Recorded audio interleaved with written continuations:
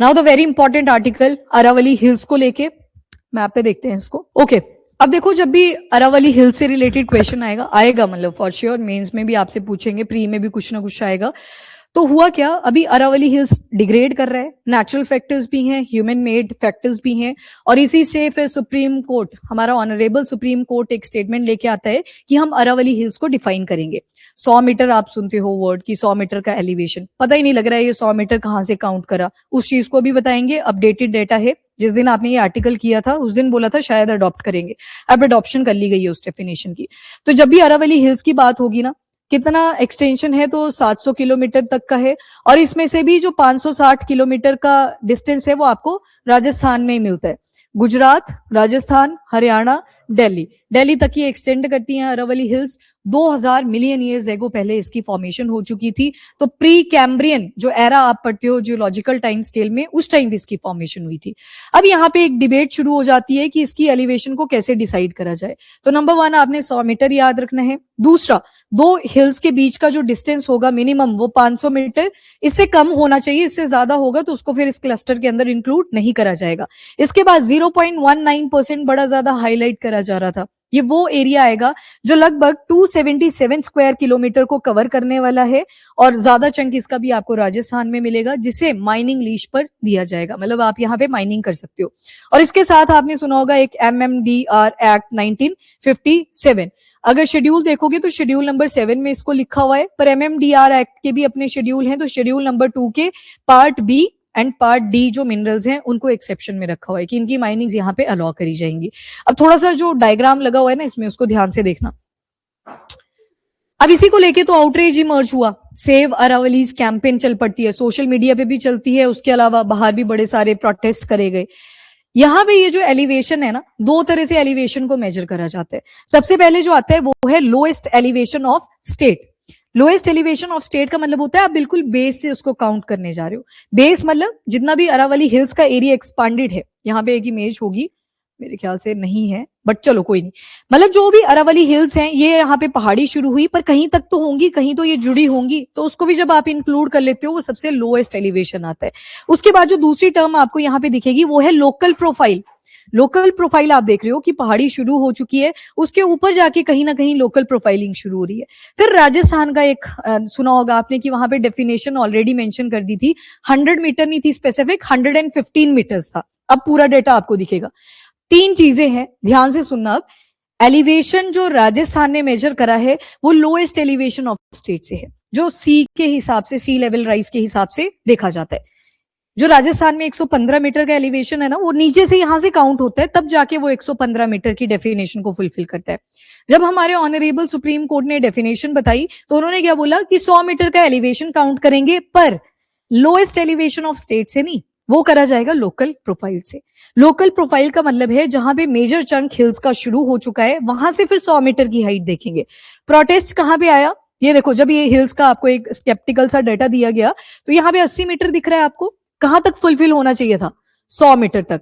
आगे देखना, यहाँ पे ये वाली पहाड़ी आपको लगभग 60 मीटर तक की हाइट पे दिख रही है, एलिवेशन पे दिख रही है। उसके आगे भी आ जाओ, ये 90 मीटर की दिख रही है, पर लोकल प्रोफाइल से इसको काउंट करा गया। और आगे आ जाओ, ये 50 मीटर पे दिख रही है, 100 मीटर एलिवेशन लगा दिया, 100 मीटर की रेंज में तो कोई आ ही नहीं रही।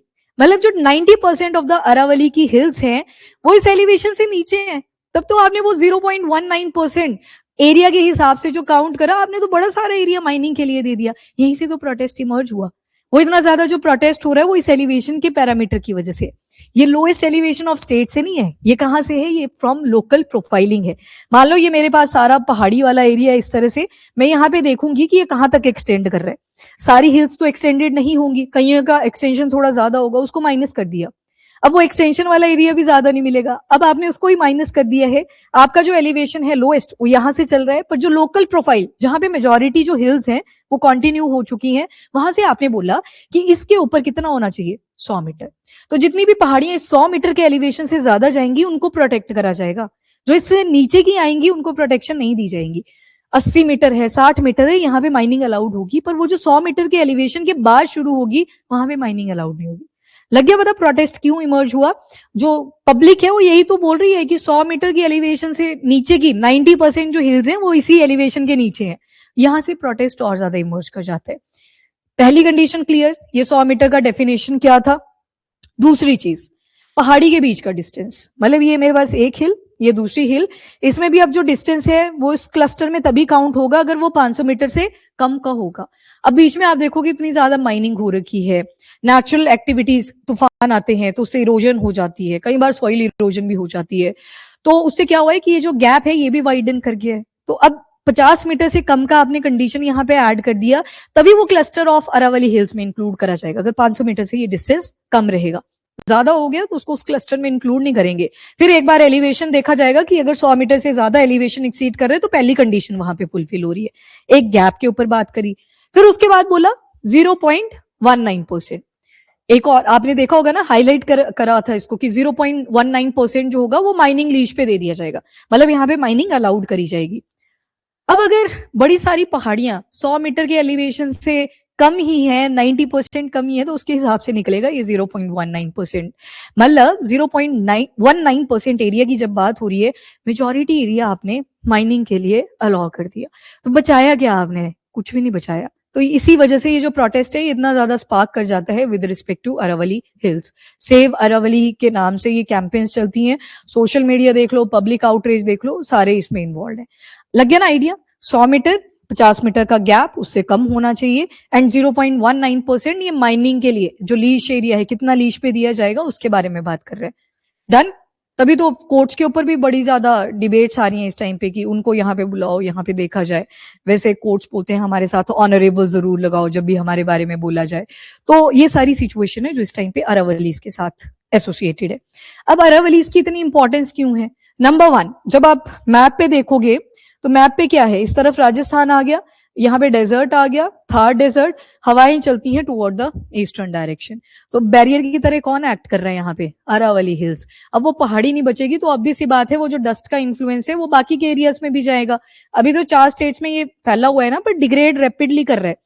नेचुरल एक्टिविटीज की वजह से भी है, हवाएं चलती हैं, बारिश होती है। बारिश आप देखोगे अरावली हिल्स में 500 से 600 या 400 से 500 mm तक चला जाता है, 700 तक रख लेना, वेरी करता रहता है।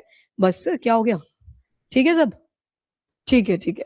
तो इतनी बारिश यहाँ पे होती है, बायोडाइवर्सिटी काफी सपोर्ट करता है। आपने देखा यहाँ पे 3 इंपॉर्टेंट टाइगर रिजर्व्स भी हैं, एक रणथंभौर, दूसरा मुकुंदरा हिल्स, तीसरा सरिस्का। सरिस्का तो भूलना नहीं है, पंजाब ने पूछा था, match the following tiger reserves की। तो 3 इंपॉर्टेंट टाइगर रिजर्व्स आपको इन अरावली हिल्स के अंदर मिलेंगे। इसके अलावा वाटर शेड मैनेजमेंट आपने देखा था, तालाब करके था एक, तो ऐसे लोकल जो इंडिजिनस मेथड है वाटर को आप सेव कर सकते हो, वैसे मेथड यहाँ पे अडॉप्ट करे गए हैं। देन ग्राउंड वाटर डिप्लीशन ना हो तो एक्यूफर्स बड़े सारे आपको अरावली हिल्स के बेस में मिलेंगे। देन पेड़ हैं, पेड़ तो आपके कार्बन सिंक वैसे भी बनते ही हैं, तो दिल्ली एनसीआर में काफी ज्यादा पॉल्यूशन है तो उसको भी प्रोटेक्ट कर ही रहा था। तो मतलब यहाँ पे आ गई वो डिबेट, नेचर वर्सेस डेवलपमेंट। अब डेवलपमेंट कहाँ पे आई? वो जो 0.19% वाला एरिया यहाँ पे मेंशन करा गया। 0.19% एरिया वो एरिया है जो माइनिंग के लिए दिया जा सकता है। अभी के लिए सारी जगह पे फ्रोज कर दिया है कि कोई भी नया माइनिंग के लिए एरिया नहीं एलोकेट करा जाएगा, पर जब सस्टेनेबल मैनेजमेंट से आप कैसे माइनिंग कंडक्ट करोगे उसका आप ड्राफ्ट ले आओगे तो उस टाइम पे फिर माइनिंग अलाउ करी जाएगी उस 0.19% एरिया में से। अब आपने पढ़ा mines and mineral development act of 1957। जब आप शेड्यूल पढ़ते हो from schedule number 1 to schedule number 12, उसमें एक शेड्यूल आता है 7 क्या बोलते हैं? Federal structure, distribution of power between centre and state. Local governments भी आ जाती हैं, म्यूनिसिपैलिटी, पंचायत, वो भी इंक्लूड हो जाता है। अब ये जो MMDR एक्ट है इसका भी एक शेड्यूल है, शेड्यूल नंबर 2। इसमें भी 2 पार्ट्स हैं, पार्ट बी एंड डी। इनमें आते हैं बड़े सारे मिनरल्स, लिथियम हो गया, कोबाल्ट हो गया, ग्रेफाइट है, रेयर अर्थ एलिमेंट्स हैं, मल्टीपल मिनरल्स आते हैं जो इन पार्ट्स के अंदर कवर करे गए हैं। 50 से भी ज्यादा मिनरल्स की लिस्ट है तो आपने सारी नहीं याद करनी। टेंडेलम हो गया, यूरेनियम है, ये सारे मिनरल्स आपको इन अरावली हिल्स में मिल जाते हैं। लाइमस्टोन है, मार्बल है, वो भी सारी यहाँ पे आपको मिलती हैं। इनको एक्सेप्शन में रखा गया है। एक्सेप्शन कहाँ पे? वो जो 0.19% की बात करी मैंने, इसमें इन मिनरल्स की एक्सप्लोरेशन एक्सेप्शन में डाली है। बाकी 100 मीटर एलिवेशन से जो ज्यादा होगा फ्रॉम लोकल रिलीफ, लोएस्ट नहीं है, लोकल रिलीफ है, जहां से पहाड़ी अब कॉन्टिन्यूटी में शुरू हो चुकी है वहां से मेजर करी जाएगी उसकी हाइट वाला क्लियर, गैप वाला क्लियर, और क्या MMDR एक्ट का इश्यू था वो भी क्लियर। कितना % माइनिंग लीज पे दिया जाएगा? 0.19%। अभी के लिए हॉल्ट है, अभी कोई भी माइनिंग, अभी तो प्रोटेस्ट इतना तगड़ा चल रहा है, अभी दे दिए तो उतर जाएंगी पब्लिक, वहां पे पहुंच जाएंगी लिटरली। तो अभी के लिए फ्रोजन है सारी जितनी भी माइनिंग है उस रीजन के अंदर। लग गया आइडिया? जो अपडेटेड था वो सारा मैंने आपको बता दिया लगभग। अब इससे ज्यादा कुछ नहीं, आई थिंक उसके बाद तो नहीं आया ना कुछ भी। आज यही है, 0.19% पे डिबेट चल रही है। किसने? सुप्रीम कोर्ट ने ही तो फाइनल यूनिफॉर्म डेफिनेशन अलाउ करी। अब राजस्थान के ऊपर बताया जा रहा था, सुनो यहाँ पे बड़ी ज्यादा न्यूज के अंदर बड़ा गलत इसको फैला रहे हैं कि राजस्थान तो पहले से ही 100 मीटर का एलिवेशन फॉलो करते हैं। 100 भी नहीं है, 115 स्पेसिफिक, पर उसमें भी बोला गया है कि 100 नहीं है वो, एक तो 115 है। और 115 कहां से है? फ्रॉम द लोएस्ट एलिवेशन, वो बिल्कुल बेस से काउंट करा हुआ है। ये जो डेफिनेशन है ये फ्रॉम लोकल प्रोफाइल है। आपको तो लग गया ना पता, वो बिल्कुल बेस है। ये देखो यहाँ लिखा है 115 मीटर अब सी लेवल की बात हुई है, मतलब लोएस्ट एलिवेशन जहां पे है वहां से इसकी काउंटिंग है। ये वहां से नहीं है जैसे आपने बोला कि लोकल प्रोफाइलिंग। तो ठीक है, डेफिनेशन में उन्होंने बोला है बाकी एरिया में आप माइनिंग कर सकते हैं, पर उनकी डेफिनेशन में फर्क है। हाँ जी, वो तो अलाउड ही है, अभी तो अलाउड ही है सब कुछ। राजस्थान को भी बोला गया कि आप भी तो एक्सप्लॉइट ही कर रहे हो मिनरल्स को। हाइट का उतना भी फर्क नहीं आ रहा, पर चलो ठीक है, इन्होंने लोएस्ट एलिवेशन से तो बोला था, इन्होंने तो बोला ही ऊपर जाके, तो वो तो 10% एरिया को ही बचा पा रहा है, 90% तो अभी भी अनप्रोटेक्टेड ही रह गया। तो यहाँ पे डिफरेंस इमर्ज कर जाता है। राजस्थान वाला पॉइंट भी आप ध्यान में रखोगे, ये लोएस्ट एलिवेशन से है। बेशक इन्होंने 2006 से दे रखी है अपनी डेफिनेशन, 100 मीटर नहीं है स्पेसिफिक, 115 है, ध्यान रखना उसको। और दूसरी चीज, इनका लोएस्ट एलिवेशन से शुरू है। जो अब डेफिनेशन पास हुई है वो लोकल प्रोफाइलिंग से है।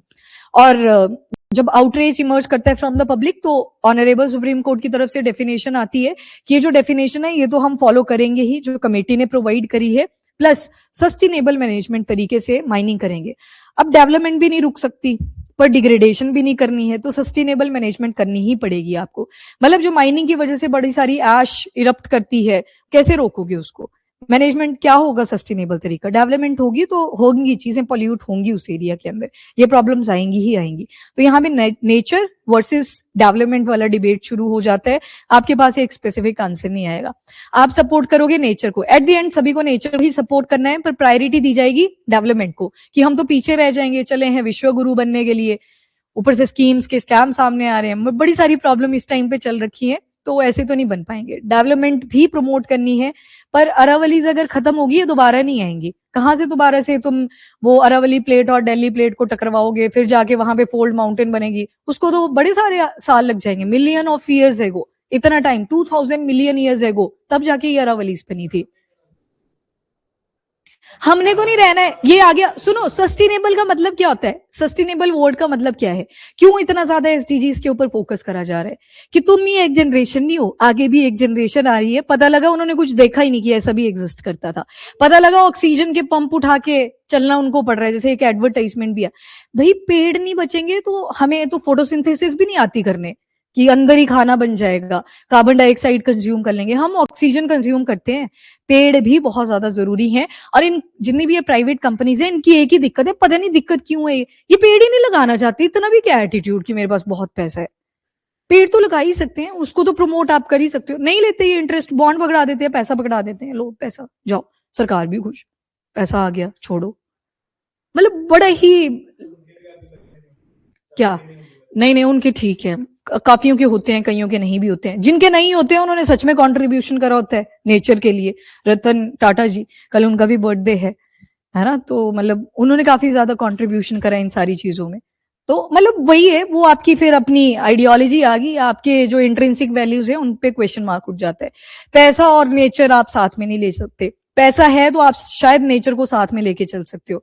पेड़ लगाने में दिक्कत ही कितनी है। चंडीगढ़ में अच्छा है, फॉरेस्ट एरिया आप देखोगे, चंडीगढ़ में पूरी जो कंस्ट्रक्शन है उन एरियाज में जहां पे पार्क्स हैं या फिर ग्रीनरी बहुत ज्यादा है, वो रोक दी गई है पूरी तरह से। क्यों? ग्रीनरी की एंड पे की इतनी ज्यादा कंस्ट्रक्शन भी ठीक नहीं है। और जब आप सैटेलाइट इमेजेस भी देखते हो चंडीगढ़ की, तो आपको पेड़ पेड़ पेड़ हर जगह पे दिखाई देते हैं। इवन रोड्स के साइड कंस्ट्रक्ट करा गया है। यहाँ पे 38 अपने पार्किंग स्लॉट से आप जब बाहर निकलते हो, पेड़ लगा है ना वहां पे, कभी नहीं उसको तोड़ा गया, वो रखा हुआ है वैसे, तुम गाड़ी ढंग से चला के जाओ। तो नेचर की प्रमोशन है एक तरह से। ठीक, आपने पेड़ को नहीं कट करा कि हमारी असुविधा हो रही है, तुम्हें गाड़ी नहीं आती चलाने, बथेरा एरिया है, उसको ऐसे सोच के चलो कि बैरिकेड लगा हुआ है बीच में, तो वो ग्रीनरी को प्रमोट करना ही तो होता है। वहीं मोहाली में जाओगे, पार्क भी नहीं छोड़े, गमाडा बोले कि चलो यहाँ पे भी बेच देते हैं, यहाँ भी बेच देते हैं, आप बनाओ। ऐसे ऐसे फ्लैट्स बनाए जो बिक भी नहीं रहे। अब अब तुम एक सेक्युलेटेड से प्लेस पे फ्लैट्स को बनाओगे, एक दो पार्टी वहां पे खरीदने के लिए आई, वो क्यों खरीदेगी? उसको तो यही डर रहेगा कि मैं दूसरे फ्लोर पे रहता हूँ, मेरा व्हीकल नीचे है, उसको तो नींद ही नहीं आएगी रात को, सुबह तक व्हीकल गायब, टायर बिक गया मार्केट्स में। यहाँ पे बड़ी जल्दी हो जाती है डिसमेंटलिंग गाड़ियों की, पता है ना आपको, बड़ी सारी मार्केट से आधे घंटे के बाद पता भी नहीं लगेगा यहाँ पे गाड़ी खड़ी हुई थी, इतनी स्पीड अप में डिसमेंटलिंग होती है। हाँ तो मतलब मैं वही चीज बोल रही हूँ, वो जो इंट्रिंसिक वैल्यू है वो कहीं पे लैगिंग है, इसी वजह से वो सस्टेनेबल वर्ड भी नहीं हम प्रूव कर पा रहे। चलो, ministry of environment, forest and climate change, सारी की सारी रिस्पॉन्सिबिलिटी जो आपकी फॉरेस्ट सर्वे ऑफ इंडिया है उनको दे रखी है, वही मैनेजमेंट प्लान्स भी लेके आएंगे, वही आगे जो भी चीजें चेंज करनी होंगी उसके ऊपर रिकमेंडेशंस भी लेके आएंगे। कमेटीज बथेरी बिठाई गई हैं सेंटर के द्वारा भी, तो उन्होंने ये 100 मीटर वाला एलिवेशन का डेफिनेशन दिया था। देखो चेंज भी कितने अच्छे से करा जाता है। मैंने ना 3 न्यूज के चैनल देखे, बस ऐसे बोल के चले जा रहे हैं कि ऐसा नहीं है, पहले सेंटर ने किसी गवर्नमेंट ने 100 मीटर का एलिवेशन नहीं दिया था, राजस्थान ने दिया था। ये तो बताया नहीं कि भाई लोएस्ट एलिवेशन से तुम लोकल रिलीफ से बोल रहे हो, जो लोकल काउंटोर है तुम वहां से बोल रहे हो। बड़ी ज्यादा मिस इन्फॉर्मेशन फैलाई जाती है, बैकेंड पे उनको भी पैसा ठीक ठाक आता है। हाँ तो वही चीजें होती हैं। चलो, तो सुप्रीम कोर्ट की तरफ से एक यूनिफॉर्म डेफिनेशन आता है ऑन अरावली हिल्स, और जो भी चीजें चेंज करी गई थी वो मैंने आपको समझा दी। आई थिंक ये क्लियर है ना सभी को, lowest elevation versus local profile. अब नीचे से काउंट करी होती तो ये वाली हिल भी कवर हो जाती है, पर कराई एक बेस लाइन बना के कि लगभग यहाँ से शुरू हो जा रही हैं सारी पहाड़ियां, तो यहाँ से काउंट करेंगे। कौन से वाली? ये लोकल प्रोफाइलिंग वाली। ये इन्होंने देखा, ये कोई इसकी एक्सपांडेड फॉर्म नहीं है, नहीं नहीं ऐसा नहीं है, कुछ नहीं। इन्होंने देखा जहां पे कॉन्टिन्यूटी मेंटेन्ड है वहां जैसे से लोकल रिलीफ को काउंट कर लेते हैं, तो ये प्रॉब्लम आई है। चलो ठीक है, तो ये याद रखना। और 0.19% में भी जो टोटल अरावली हिल्स का एरिया है उसमें 1.44 स्क्वायर किलोमीटर तक का एरिया माइनिंग के लिए आप अलाउ कर रहे हो इनडायरेक्टली। अब आते हैं थोड़े से इसके पास्ट पे। जब अरावली हिल्स की फॉर्मेशन हुई तो एरा चल रहा था pre Cambrian era, 2000 million years ago इसकी फॉर्मेशन हो चुकी थी। अरावली प्लेट आती है, दूसरी तरह से दिल्ली प्लेट आती है, दोनों आपस में जब कन्वर्ज करती हैं वहां पे फॉर्मेशन होता है फोल्ड माउंटेन्स का। फोल्ड माउंटेन, ट्रू माउंटेन्स ऐसे पढ़े थे ना आपने, तो ये इनको अब बोला जाता है ओल्ड फोल्ड माउंटेन। पुरानी हो चुकी हैं, बहुत पहले बनी थी, तो ओल्ड फोल्ड माउंटेन। अरावली और दिल्ली ऑरोजेनी, ऑरो का मतलब माउंटेन, जेनी मतलब फॉर्मेशन, तो फॉर्मेशन ऑफ माउंटेन। और आज के टाइम पे आप देखोगे बड़ी ज्यादा इरोजन चली हुई है, नेचुरल एक्टिविटीज की वजह से भी, एंथ्रोपोलॉजिकल एक्टिविटीज की वजह से भी वेदरिंग चलती जा रही है। हाईएस्ट पीक माउंट आबू में लोकेटेड है, गुरु शिखर 1722 मीटर्स की हाइट पे है। और इसके अलावा कहां से एक्सटेंड होती है? From Gujarat to Delhi. 4 states इसमें हैं, गुजरात, राजस्थान, हरियाणा एंड दिल्ली। अब देखो जो भी यहाँ से स्टेट से बिलोंग करते हैं, हरियाणा की एक बेल्ट आ गई तो आपसे सवाल बनेगा, डेफिनेट है। बाकी स्टेट वाले ऐसा बिल्कुल भी मत सोचना कि हमसे नहीं बनेगा, आपके भी हिमालय है ऊपर, तो फॉर्मेशन तो सभी की कन्वर्जेंस से हुई है ना, प्लेट्स के टकराने से हुई है, फोल्ड माउंटेन ही है, तो बन सकते हैं क्वेश्चन, तो ऐसे मत करना। इसके बाद क्लाइमेटिक एंड इकोलॉजिकल इंपॉर्टेंस भी है इसकी। जब माउंटेन्स को देखते हो, इधर पूरा का पूरा डेजर्ट है, यहाँ पे आपको लश ग्रीन फॉरेस्ट मिलते हैं, तो कहीं ना कहीं वो जो डस्ट स्टॉर्म्स आते हैं इस रीजन से उनको भी ये रोकता है, बैरियर की तरह एक्ट करता है। और डिफॉरेस्टेशन एंड डिग्रेडेशन, इसकी वजह से बहुत ज्यादा इंपैक्ट अरावली हिल्स पे मिला है।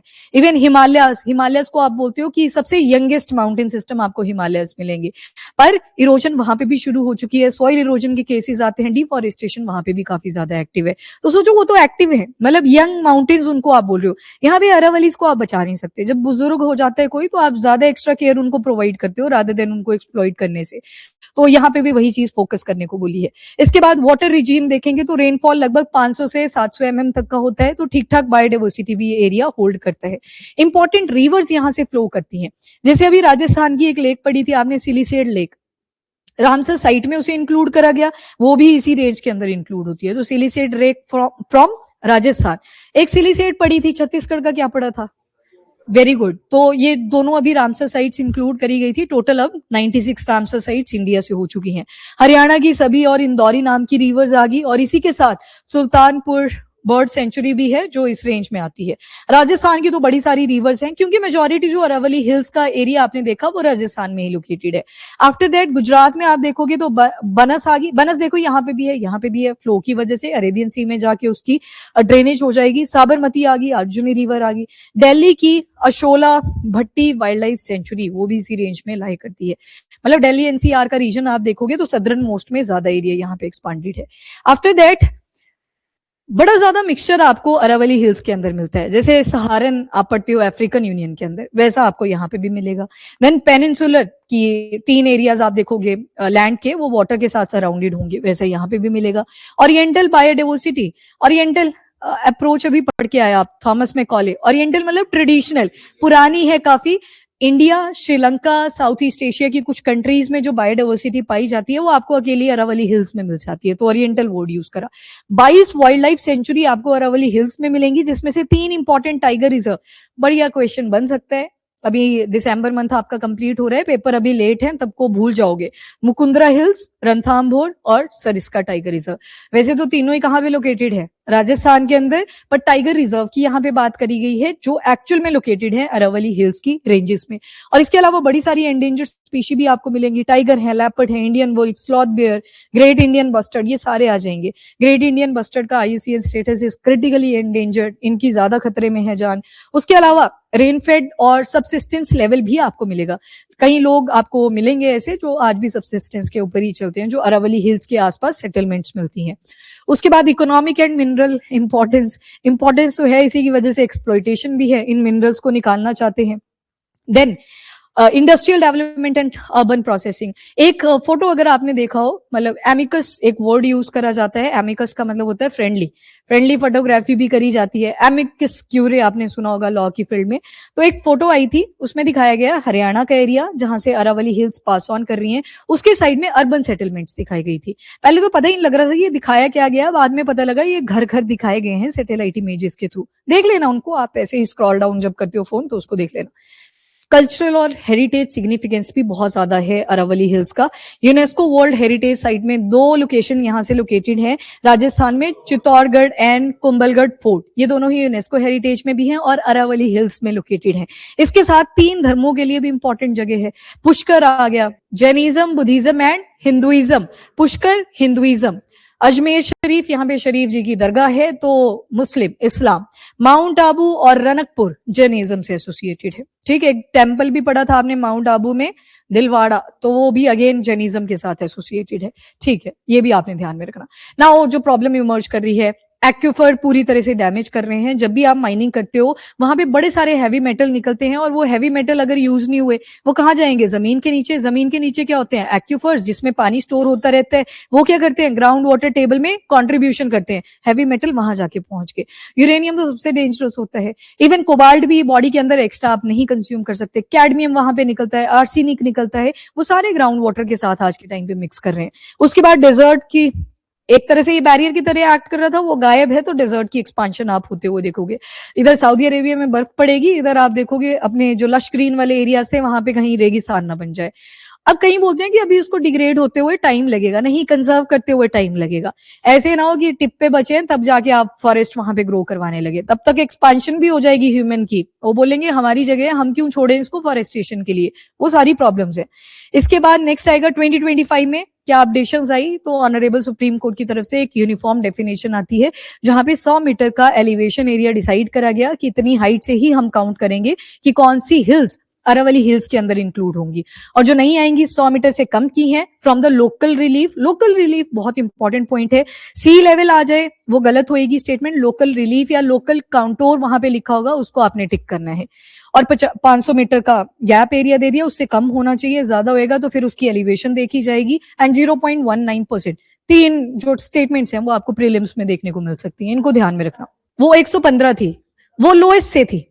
हाँ, वो उसके लिए फिर सी लेवल आ जाएगा, क्योंकि जो लोएस्ट एलिवेशन आप देख रहे हो वो सी लेवल से देखा जाता है, तो वो सी लेवल से था। तो सी लेवल के हिसाब से फिर आपको डिस्टेंस एक्यूरेट पता नहीं चलेगा, वो जो राजस्थान ने काउंट करा था। ये वाला लोकल रिलीफ से है जो डेफिनेशन अब दी गई है, जहां से फिर पहाड़ियां कॉन्टिन्यूटी में चल रही हैं, मतलब एक रेंज बनी हुई है प्रॉपर, वहां से। अब वो उसका भी डेफिनेट नहीं है, कहीं पे एरिया ज्यादा कंज्यूम हो रहा है, कहीं पे एरिया कम कंज्यूम हो रहा है। माइनिंग के लिए 90% एरिया बचा हुआ है, तो ये थोड़ा सा कंफ्यूजिंग है, आई नो, पर अगर इस मैप को आप ध्यान से समझ पाए तो शायद आपको पता भी लग गया मैं क्या चीज बोल रही थी। ये वाला सी लेवल से एस्टिमेट करा जा रहा है, ये वाला लोकल रिलीफ जो डिफाइन करा है डेफिनेशन के अंदर, जो अभी अलाउ कर दिया गया। इसमें देखो ये जो हिल्स हैं ऊपर ऊपर दिख रही है ना आपको, पर कॉन्टिन्यूटी में दिख रही है, यहाँ पे देखा सबसे नीचे वाली हिल कौन सी आ रही है, तो वहां से इसको काउंट करा गया। अब हिल्स फोल्ड माउंटेन है, कितनी ज्यादा हाइट चली जाती है, तो 90% एरिया तो आप देख रहे हो 100 मीटर का कवर ही नहीं हो पा रहा है यहाँ पे, ये दिक्कत है, इसकी वजह से प्रोटेस्ट है। अब लग गया पता। चलिए जी नेक्स्ट देख लेते हैं और क्या क्या है इसके अंदर। तो डेफिनेशन आई थिंक क्लियर है। Mines and mineral development and regulation act of 1957, 12 schedule में से शेड्यूल नंबर 7। जब भी डिस्ट्रीब्यूशन आती है पावर की तो आपको शेड्यूल 7 याद करना है। MMDR एक्ट की बात आएगी तो शेड्यूल नंबर 2 ध्यान में रखना है, उसके भी part B and D states, ये किसी ने नहीं याद करने। ये मिनरल्स का बताया है कि क्या क्या मिनरल्स अवेलेबल हैं, क्यों माइनिंग पे दिए जा रहे हैं, ये सारे मिनरल्स अवेलेबल। जिरकोरियम दिख रहा है आपको, देन टेंटेलम दिख रहा है, फॉस्फोराइट्स दिख रहे हैं, नियोबियम दिख रहा है। आज की जितनी भी इमर्जिंग टेक्नोलॉजी है डायरेक्ट और इनडायरेक्ट यूज इन सब चीजों का है। मार्बल आ जाएगा आपका, बड़ी सारी इंपॉर्टेंट टाइप की क्लेज यहाँ पे मिलेंगी। अब पुरानी है तो वैल्यू एडिशन तो होगी उसके अंदर। ये पार्ट डी के एलिमेंट्स आ जाएंगे। रेयर अर्थ एलिमेंट टोटल 17, कर रहे थे ना बात एक दिन कि इंडिया अपने परमानेंट मैग्नेट बनाएगा यूजिंग रेयर अर्थ एलिमेंट्स, तो वो तो यहाँ पे पार्ट डी में है, तो इसको एक्सेप्शन में डाल दिया कि कोई बात नहीं आप एक्सप्लोर कर लेना इनको, क्योंकि आपने अपने परमानेंट मैग्नेट्स भी बनाने हैं। तो ये इन पार्ट डी में ऑलरेडी इंक्लूडेड है, इतने सारे मिनरल एटसेट्रा लिखा है। इसका मतलब आपने सारे नहीं याद करने, पर आपको एग्जाम्पल देने आने चाहिए, लिथियम कोबाल्ट जो बेसिक से आप सुनते आए हो। उसके बाद अरावली हिल्स, ये याद रखना 100 मीटर वाला क्यों क्रिटिसाइज हुआ वो सारा यहाँ पे लिखा हुआ है। बाकी किसको रिस्पॉन्सिबिलिटी दी है, टेम्परेरी बैन लगाया गया है अभी के लिए। जितनी भी माइनिंग लीज पर एरिया देना था वो सारा फ्रोजन है, मतलब कोई वहां पे माइनिंग नया प्रोजेक्ट नहीं दिया जाएगा। पर बोला है कि एक मैनेजमेंट बनाइए, एक प्लान बनाइए जो सस्टेनेबल तरीके से माइनिंग करवा सके। किसको रिस्पॉन्सिबिलिटी दी है, तो Indian council of forestry research and education, इनको बोले थोड़ा रिसर्च वर्क करिए, सैटेलाइट का जो डेटा अवेलेबल है उससे इंफॉर्मेशन निकालिए और एक ढंग का मैनेजमेंट प्लान बताइए, तब जाके वो 0.19% वाला जो एरिया डिसाइड हुआ है उसको फिर नए प्रोजेक्ट्स के लिए दिया जाएगा। फॉर नाउ पूरी तरह से बैंड है। देन ब्लैंकेट बैन लगा दिया अभी के लिए जितना भी इलीगल एरिया है। अब देखो, एक बोला हमने नेचुरल एक्टिविटी, दूसरी मैंने बोली थी एंथ्रोपोलॉजिकल, जो ह्यूमन की वजह से एक्टिविटी। माइनिंग तो होती है यहाँ पे, गवर्नमेंट भी इन्वॉल्व होती है, सेंटर भी होती है, स्टेट भी होती है, पर इलीगल माइनिंग ज्यादा होती है। मतलब जिसके ऊपर चेक नहीं है तो उसके ऊपर चेक रखो, फिर माफियाज का रोल आ जाता है, उनसे फिर सरकारें भी डरती हैं, एडमिनिस्ट्रेशन भी डरती हैं, तो वो इलीगल तरीके से बड़ी ज्यादा माइनिंग यहाँ पे कर लेते हैं। फिर उनको तो निपड़ी है नेचर की, उनकी वही वाली अप्रोच है कि हमने क्या करना है, हम तक वहां तक जिंदा ही नहीं बचेंगे तो अपना आप तो अकाउंट भर लें, तो उनकी वो वाली अप्रोच होती है। पर आप एडमिनिस्ट्रेटिव सर्विसेज के लिए प्रिपरेशन कर रहे हो, आप नहीं ऐसे सोच सकते कि आज की ही जनरेशन है, हम खत्म हो जाएंगे, ये तो तब भी रुकेगी। तब तो तुवालू आइलैंड वाले लोग भी प्रोटेस्ट ना करते कि हम डूब रहे हैं, हमें बचा लो। उनको भी तो अगली जनरेशन की टेंशन है कि उनका तो घर ही नहीं बचेगा। फेलेनिपी नाम की आपने ट्रीटी पढ़ी, क्यों करी ऑस्ट्रेलिया और न्यूजीलैंड के लिए, अगली जनरेशन के लिए। तो सस्टेनेबल का मतलब ये होता है कि जो आपने देखा है वो अगली जनरेशन भी देख पाए। पेट्रोल और डीजल को बोला जाता है कम यूज करिए, क्योंकि उनके भी तो रिजर्व्स एक पर्टिकुलर लिमिट तक की हैं, एक बार खत्म हो गया अगली जनरेशन शायद पानी पे गाड़ियां चलाना शुरू कर दे, जो अच्छा भी है, ट्रांजिशन दिखना भी चाहिए, पर एक्सप्लॉइट नहीं कर सकते कि उनके पास कुछ ऑप्शन ही ना बचे, तो वो भी देखना है, that is sustainability. Okay, then sustainable जो वर्ड है ये मेरा फेवरेट है, क्योंकि जो मेरे छोटे भाई बहन थे जब वो छोटे थे, आज भी छोटे ही हैं वैसे, बड़े को तो हमेशा छोटे ही लगते हैं बाकी, तो सस्टेनेबल ही भूल जाते थे वो कि सस्टेनेबल का मीनिंग क्या होता है। मेरे पापा, हाँ बेटा बता इनको कि सस्टेनेबल का मीनिंग क्या होता है। तो ये एक ऐसी डेफिनेशन है जो बचपन से रटी हुई है, बाद में एसडीजी गोल्स आ जाते हैं, पहले 2000 से 15 वाले तो नहीं थे पता कि मिलेनियम डेवलपमेंट गोल्स भी होते थे। फिर उसके बाद जब प्रिपरेशन शुरू होती है तो आपको पता लगता है अच्छा 15 के बाद 2030 तक हमने एसडीजी भी रखे हैं, टोटल 17। तो सस्टेनेबिलिटी का मतलब यही होता है, आज की जनरेशन ने जो देखा वो अगली जनरेशन को भी दिखाना है। क्यों बोल रहे हैं क्लीन वाटर एंड सैनिटेशन, क्या मतलब सफाई क्यों करनी है, कईयों को तो आदत ही गंद में रहने की होती है, तो सफाई क्यों करनी है, नेचर की सफाई क्यों करनी है। एस्थेटिक वैल्यू लॉस, टूरिज्म के लिए जाने जाते हैं, इंडिया में डाइवर्सिटी है, टेम्पल देखने के लिए लोग आते हैं, इस्लामिक धर्म के जो मॉन्यूमेंट्स है उनको देखने के लिए आते हैं, म्यूजियम्स है, बड़ी सारी चीज, केव्स इंडिया के अंदर हैं, तो सारी चीजों को देखने के लिए आते हैं। पर एक जो प्रॉब्लम आज के टाइम पे इमर्ज कर रही है, पानी गंदा, रिवर लेक्स पे चले जाओ, हर एक जो भी बाहर से आया होता है यही बोलता है कि सब कुछ बढ़िया है, पर सिविक सेंस पे कहीं ना कहीं क्वेश्चन मार्क इंडिया में रेस कर रहे हैं। वो एक्सप्लॉइटेटिव है, वो भी कहीं ना कहीं एक तरह से आपकी सॉवरेनिटी को हर्ट करता है, बार बार क्वेश्चन मार्क उठता है। डेनमार्क की एम्बेसी, दिल्ली वाला केस, बाहर जाके खड़ा हो गया, वो पीछे दिखाता है कि लॉर्ड ऑफ गार्बेज। अब वो तो एम्बेसी वाला एरिया था, वहां पे भी गार्बेज आपने इकट्ठा करा हुआ है, उसी टाइम पे आधे घंटे के बाद म्यूनिसिपैलिटी की गाड़ी आती है, वो उस कूड़े को उठा के ले जाती है। पर बाकी एरियाज का क्या, वहां पे किसी फॉरेनर ने हाईलाइट करा तो आपने फटाफट से एक्शन लिया। और एम्बेसी के बाहर सबसे बड़ी प्रॉब्लम। तो बाकी एरियाज की क्या, वहां पे क्या फोकस कर रहे हो आप? डंपिंग साइट अकेली सरकार ही थोड़ी कर सकती है उस चीज को रिमूव। सरकार बोल रही है तुम सेग्रीगेट करके अपना डस्टबिन फेंका करो, मतलब जो डिग्रेडेबल चीजें हैं उसको अलग बैग में, दूसरे नॉन बायोडिग्रेडेबल अलग बैग में। उतना सा तो कर ही सकते हैं ना हम, being a citizen of India, इतनी सी रिस्पॉन्सिबिलिटी है। तो ये सारी चीजें सेग्रीगेटेड है, सभी की रिस्पॉन्सिबिलिटी है, किसी एक के ऊपर आप ब्लेम नहीं लगा सकते। अब पहले जैसे दिल्ली की राइवलरी आती है डंपिंग साइट्स को लेके कि कूड़े के पहाड़ बन रखे हैं, पहले आप करते रहते थे, अब एनडीए होता रहता है कि अब तो आपकी सरकार है, अब तो डंपिंग साइट रिड्यूस होनी चाहिए थी। वो है ही नहीं, पॉलिटिकल इशू है ही नहीं, वो सभी की कंट्रीब्यूशन वहां पे रिक्वायर्ड होगी। एनीवेज, तो ये सारे अरावली से रिलेटेड थे। नाउ जो कुछ क्वेश्चन आपसे पूछे जा सकते हैं मेंस में, कि क्या पहले कोई स्टेप नहीं लिए गए अरावली हिल्स को ऐसे डिफाइन करने के लिए? तो लिए गए हैं। Ministry of environment, forest and climate change ने पहले भी 1990s में बड़े सारे एरियाज में स्ट्रिक्ट बैन लगाया था। डिस्पाइट बैन के इलीगल माइनिंग्स देखी गई। तो 1990s की बात है, जब कुछ हम में से सारे पैदा नहीं भी हुए हैं। 1990s से पहले कोई बॉर्न कोई भी नहीं है, सिर्फ हरदीप है यहाँ पे जो सबसे ज्यादा पहले बॉर्न हुए हैं। बट एनीवेज, बाकी की पॉपुलेशन यहाँ पे बॉर्न भी नहीं हुई थी। Then next is defining Aravalli hills. अब 2002 में एक कमेटी रिपोर्ट आती है जिसमें बोला गया था डिफाइन करेंगे, जहां पे आप देखोगे 2009 तक ये केस जाता है। उसी बीच 2000 से 2009 के बीच एक ईयर आता है 2006, जहां पे राजस्थान ने लोएस्ट एलिवेशन से इसको डिफाइन कर दिया 115 की हाइट पे। 2009 में दोबारा से सुप्रीम कोर्ट की एंट्री होती है, दोबारा से बैन लगाया जाता है कि इलीगल माइनिंग नहीं होगी, वो दोबारा से कंटिन्यू करती है। अब टाइम आ चुका है 2025, अब तो फाइनली ये टाइम आ चुका है। सेव अरावलीज वाली जो कैंपेन है वो आउटरीच होनी थी, बहुत ज्यादा डिप्लीशन हो चुकी है इसकी। स्पेशली जो प्रोटेस्ट है, बाकी तो सोशल मीडिया पे कर ही रहे हैं, पर जो स्टेट्स इसमें इन्वॉल्व हैं उनका ज्यादा आउटरीच आप देखोगे, क्योंकि वो तो रह रहे हैं ना वहां पे, सबसे पहले उन्हीं पे इम्पैक्ट आएगा, तो वो तो रह रहे हैं। और इसके अलावा एक रिपोर्ट आती है एनवायरमेंटल इम्पैक्ट असेसमेंट, इसमें बड़ा ज्यादा डाटा आता है, ये जनवरी या फेब के आसपास आती है, तो अगले साल आप इसको देखेंगे। तो पुरानी वाली इनको यूज करने को बोलिए। वैसे एक अरावलीज ग्रीन वॉल इनिशिएटिव भी लिया गया है, जैसे अफ्रीका ने लिया था कि हम एक ग्रीन वॉल डेवलप करेंगे, वो जो डेजर्ट वाला एरिया है उसको लश ग्रीन फॉरेस्ट में कन्वर्ट करेंगे। बड़ी सारी इमेजेस भी आपने देखी होंगी सोशल मीडिया पे कि थोड़े थोड़े प्लांट्स ग्रो भी कर रहे थे। माइक्रो इरिगेशन की जो टेक्निक्स हैं उनका यूज कर रहे थे वो, क्योंकि जो आप जॉर्डन और इजराइल वाला एरिया देखते हो वो भी काफी डेजर्टिफिकेशन से सफर करता है, तो उन्होंने भी माइक्रो इरिगेशन, ड्रिप इरिगेशन पे बहुत फोकस करा, तो सेम कॉन्सेप्ट वहां से उठाया। कितने एरिया में ये ग्रीनरी लेके आएंगे? तो 1400 किलोमीटर का एरिया। अब ये 1400 किलोमीटर मतलब अरावली हिल्स के साथ साथ जो आसपास का एरिया है उसको भी यहाँ पे इंक्लूड करा हुआ है। और 1.1 मिलियन हेक्टेयर जो डिग्रेडेड लैंड है उसको दोबारा से रिवाइव करवाना है बाय एंड ऑफ 2027। 25 तो हो गया खत्म, एक ही साल बचा गिन चुन के। दिसंबर 2026 में, नेक्स्ट ईयर के एंड में आप दोबारा से सेम चीजें सुनोगे कि अभी भी डिप्लीशन बहुत रैपिडली हो रहा है, इलीगल माइनिंग्स चल रही हैं, कोई एक्शन टेकिंग नहीं ली जाएगी। और ये आयरनी है अपनी कंट्री की जो बन गई है कहीं ना कहीं।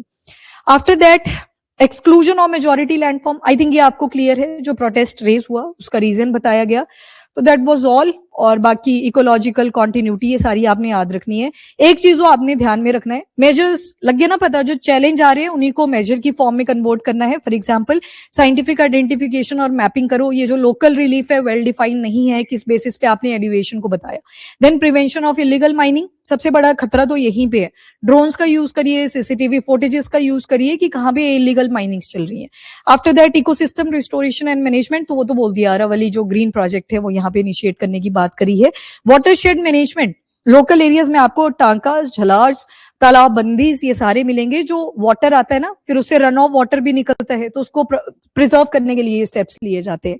Wind erosion and sand drift control, जैसे अकेशिया होता है, अकेशिया आपने देखा भी है, कॉलेजेस के बाहर एक पेड़ होता है, येलो कलर के फ्लावर्स लगते हैं उसमें, पेंडुलम की तरह लगे होते हैं नीचे को, बड़ा सुंदर लगता है जब वो फूल खिलते हैं। अब देखो जो भी नेटिव प्लांट होते हैं वो सॉइल इरोजन से भी प्रिवेंशन करते हैं। तो आपको जब पता है अरावली हिल्स में सॉइल इरोजन हो रही है, तो जो वहां के लोकल प्लांट्स हैं, ये जो कैलिगोनम है ये व्हाइट कलर का फ्लावर होता है, उसी की तरह दिखता है, तो ये सॉइल इरोजन से प्रिवेंशन करते हैं। तो इनको तो ग्रो करवा ही सकते हैं उन एरिया के अंदर, तो उसको प्रमोट करें। एंड UNCCD, इसका जो COP14 हुआ था वो दिल्ली में ही हुआ था, जब हमने कमिटमेंट करी थी कि अरावली हिल्स को हम कंजर्व करेंगे, तो उसको याद करवाया गया। देन ये क्वेश्चन था आपका जहां पे वही डिबेट आपसे पूछी गई नेचर वर्सेस डेवलपमेंट की, इसको ट्राई करना।